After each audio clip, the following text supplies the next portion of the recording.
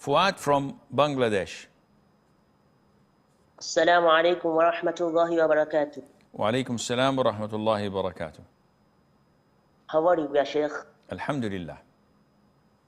So, Sheikh, actually my question was, can a person use fireworks to celebrate Islamic occasions like when the month of the Ramadan begins or at the night of the Eid, or it's an imitation of the disbelievers? Sheikh, Jazakallah khairan.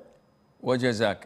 When you say imitating the disbelievers, this answers your question. So what's the point of asking it? However, is it imitating the disbelievers? This is an issue a lot of the people may beg to differ. Why? Because they would also claim that having a car is imitating the disbeliever. Hanging ornaments in the house is also imitating the disbelievers. And this is not true.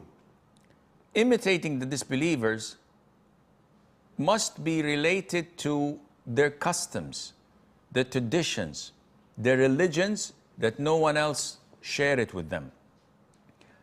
Fireworks is widely spread in all over the world, and it's practiced in everywhere. Now, sometimes, once every blue moon, it's a joyful sight to see.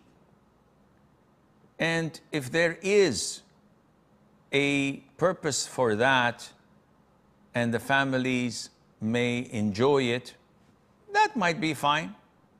I personally see that it is a huge waste of money. And it's actually burning your money with firecrackers or fireworks that you pay literally hundreds of thousands to execute, sometimes even more. There are companies dedicated for this, and some of them do charge an arm and a leg, maybe millions. For what? For 5 minutes of fireworks. So I don't like it personally. I would not go and watch it because I feel ashamed sort of to have so much money going down the drain.